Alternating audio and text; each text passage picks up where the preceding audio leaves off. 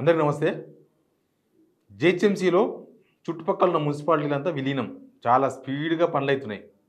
అసలు మొత్తం 150 డివిజన్లతో ఉన్న జీహెచ్ఎంసీ 300 డివిజన్లకు పోబోతుంది. ప్లస్ 12 జోన్లు. ఇదంతా జీవో కూడా ఇచ్చేసింది గవర్నమెంట్ ఆల్రెడీ. ఎందుకోసం, దేనికోసం అంటే మాత్రం ప్రభుత్వం నుంచి సమాధానం లేదు. అంటే ఎందుకు చేస్తున్నారు? ఒక రీజన్ ఉండాలి కదా! ఇప్పుడు జీహెచ్ఎంసీ ఇది మొత్తం మిగతా ఔటర్ రింగ్ రోడ్ లోపల మొత్తం ఉన్న మున్సిపల్ కార్పొరేషన్స్ మొత్తం కూడా జీహెచ్ఎంసీలో ఎందుకు విలీనం చేస్తున్నారు? ప్రభుత్వం జనాలకు చెప్పాలి. యాక్చువల్‌గా ప్రజాభిప్రాయ సేకరణ కూడా చేయాలి. ఇప్పుడు ఒక మున్సిపల్ కార్పొరేషన్‌లో లేదా మున్సిపాలిటీలో కొన్ని గ్రామాలను కలపాలనుకున్నప్పుడు ప్రజాభిప్రాయ సేకరణ చేస్తారు. అక్కడున్న జనాలతో మాట్లాడతారు. కానీ ఇప్పుడు అడిగేది లేదు, మాట్లాడేది లేదు, ప్రతిపక్షాలతో మాట్లాడేది లేదు, అసెంబ్లీ పెట్టాలి అవసరం ఇంత పెద్ద. ఎందుకంటే భారతదేశంలోనే అతిపెద్ద మున్సిపల్ కార్పొరేషన్ కాబోతుంది జీహెచ్ఎంసీ.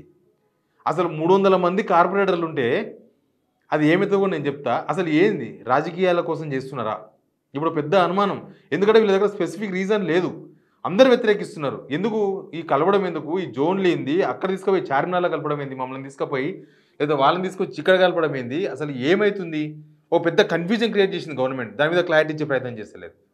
ప్రభుత్వం ఒక నిర్ణయం తీసుకున్నప్పుడు దానివల్ల ఏంది లాభం అనేది కూడా జనాలకు చెప్పాలి.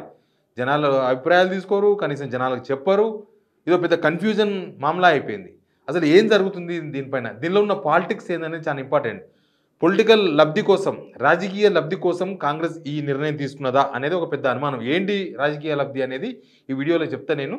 అంతకన్నా ముందు వీడియో షేర్ చేయండి, సబ్స్క్రైబ్ చేయని వాళ్ళు సబ్స్క్రైబ్ కూడా చేయండి.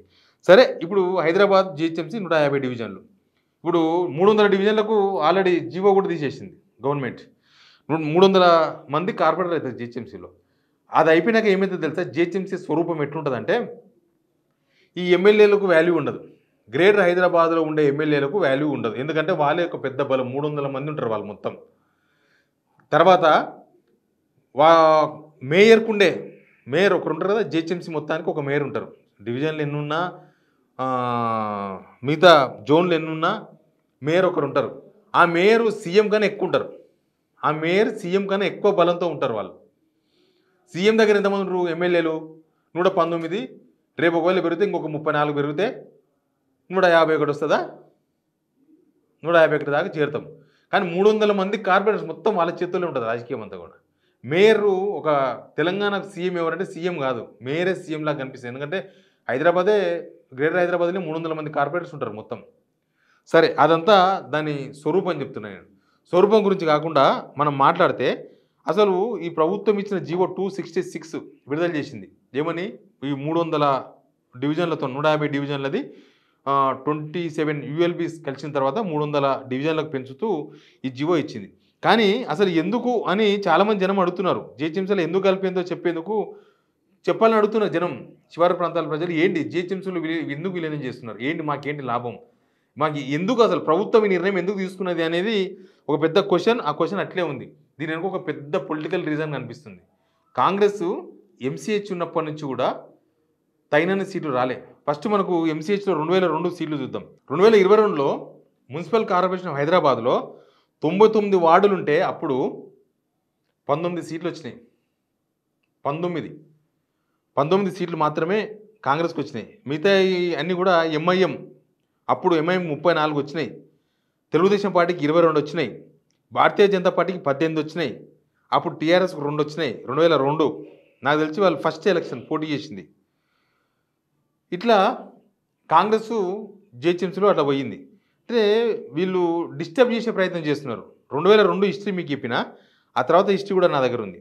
ఆ తర్వాత ఏమైందంటే 2027లో ఎంసీహెచ్ చుట్టుపక్కల ఉన్నాయి మొత్తం 12 మున్సిపాలిటీస్ అంతా కలిపి 150 వార్డులు పెట్టి జీహెచ్ఎంసీని ఏర్పాటు చేసినారు. వైఎస్ సీఎం అయిన తర్వాత 2007లో ఎంసీహెచ్ చుట్టుపక్కల ఉన్నాయి మొత్తం ఇప్పటిలాగానే చేశారు. 12 మున్సిపాలిటీస్ కలిపి 150 వార్డులు చేసి జీహెచ్ఎంసీని ఏర్పాటు చేసినారు. అప్పుడు కాంగ్రెస్కు 52 స్థానాలు వచ్చినాయి. 2009లో ఎలక్షన్ జరిగింది. 2009లో కాంగ్రెస్కు 52 స్థానాలు వచ్చినాయి.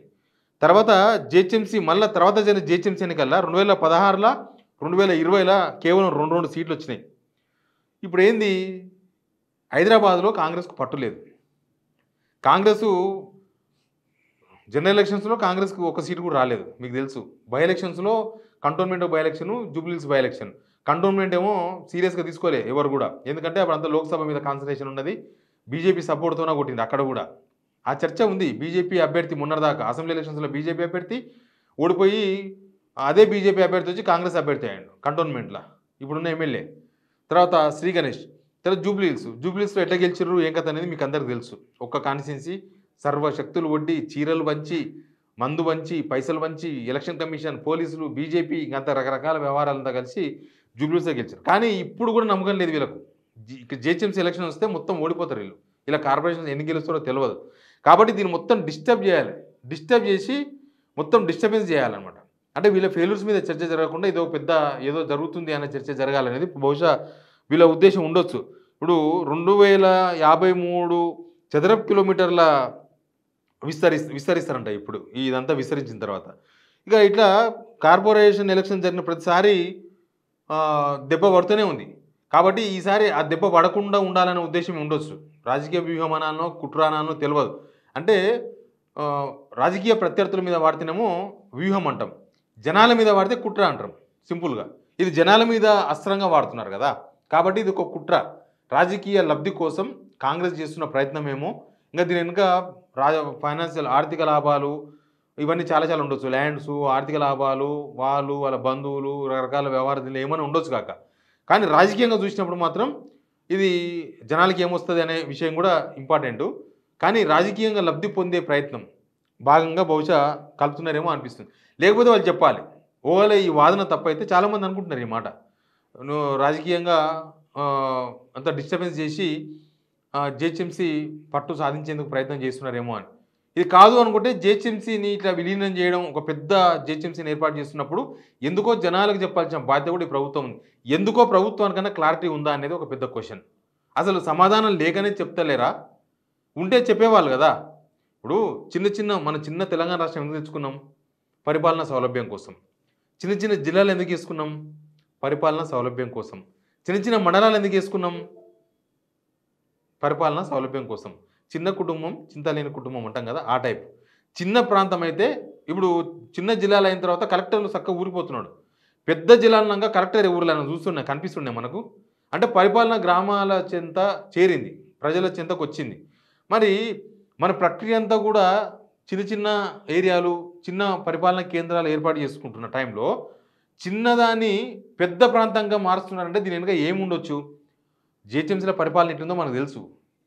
ఆ పాడైపోయిన జిహెచ్ఎంసీని తీసుకుపోయి మొత్తం అన్ని పాడు చేస్తామనే ప్రయత్నమా ఏందనేది కూడా తెలియదు. కానీ ప్రభుత్వం మాత్రం ఖచ్చితంగా ప్రజలకు సమాధానం చెప్పాల్సిన అవసరం. చాలామంది వ్యతిరేకిస్తున్నారు ఈ విషయం పైన. కాబట్టి ఖచ్చితంగా ఏం చెప్తావు చూద్దాం ప్రభుత్వం. రీజన్ ఉందా లేదా ప్రభుత్వం దగ్గర? Please subscribe signal TV.